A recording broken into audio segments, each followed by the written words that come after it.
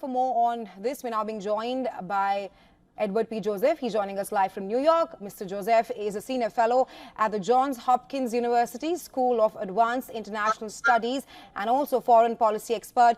Welcome to the show, Mr. Joseph. Now, more than 15 policemen and several civilians, including an Orthodox priest, have been killed.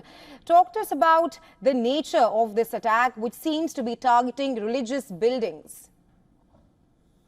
Yes, first of all, good to be with you and your viewers. And yes, this appears to be another terrorist attack of the kind that Russia suffered, the severe one that Russia suffered, as your report mentioned, back in March in Moscow, when well over 100 people were killed by murderous terrorists associated with the extremist Islamic radical movement known as ISIS, or the affiliate known as ISIS-K, and who slaughtered concertgoers in Moscow in March at that concert hall.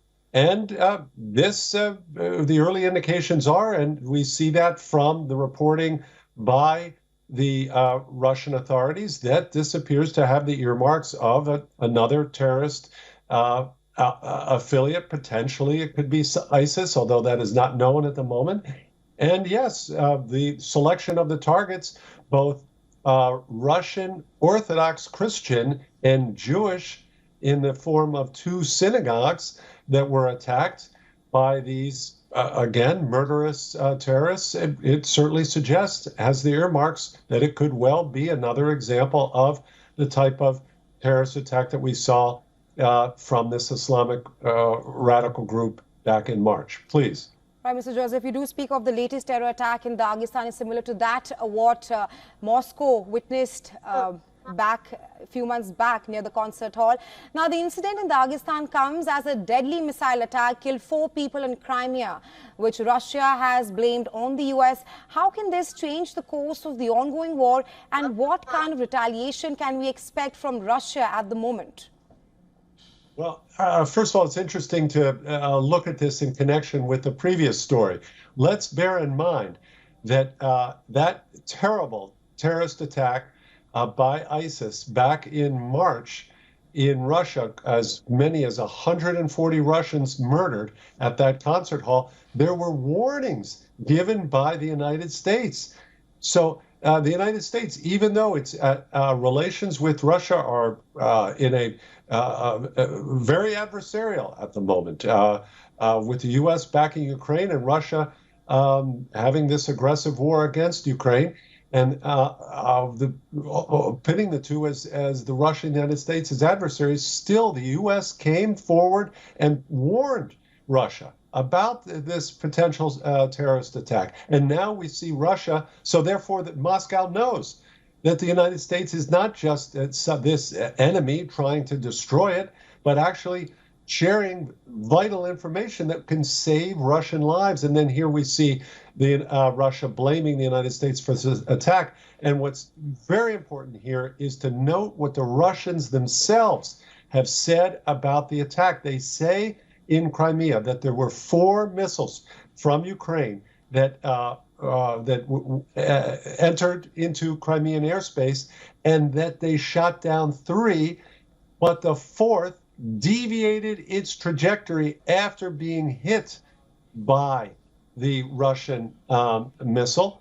And that deviation is then what caused these fragments to hit and spill over the beach, which apparently killed civilians. So it's very important to note that it could well have been the impact from a Russian anti-missile attack that caused, in fact, the shrapnel to kill the civilians on the beach. And that is something that internally, at least, Russia will know and factor in terms of how it processes this and the true blame that it gives to the United States. Please. But Mr. Joseph, coming back to the attack in Dagestan, the officials in Moscow have said that the attackers are adherents of an international terror organization, and like you also mentioned, that the attack in Dagestan could be similar to that what Moscow witnessed 145 days earlier. Let's also talk about how last year in October, a mob had stormed an airport in Dagestan looking for Jewish passengers. There have perhaps been several anti-Semitic incidents across that belt. What do you feel is the current incident highlights about the region and the significance of the region where both these attacks took place in Dagestan? Well, of course, that was simply an outrage there to attack civilians on an airliner simply because they're Jewish. What is this? They're not combatants. They're people traveling on an airplane. And back in October to have just gone in a mob like that, this is a disgrace. And the question is, of course, what the authorities in Dagestan did about that, how the police reacted, and did they know, did they have any advance warning, and did they take steps to prevent that attack in October? But it's, again, it's an indication of the type of attitudes there in Dagestan. And here we should think a little more strategically about the strategies of a group like ISIS. And again, we don't know yet for sure if ISIS is responsible for this attack, but it could well be. And we should consider the motives. And what are the motives? The motives are competition. They're basically to continue to raise the profile of ISIS as opposed to other groups that are active in the Middle East, and basically to slaughter innocent people here. In this case, this most recent case, slitting the throat of an Orthodox priest attacking a synagogue. These are the type of terrorist attacks, and again, without any purpose except to cause bloodshed and raise their own profile. Please. Right, Mr. Joseph, thank you so much for joining us on the show and sharing insights with us on the latest attack in Russia's Dagestan area. You're welcome.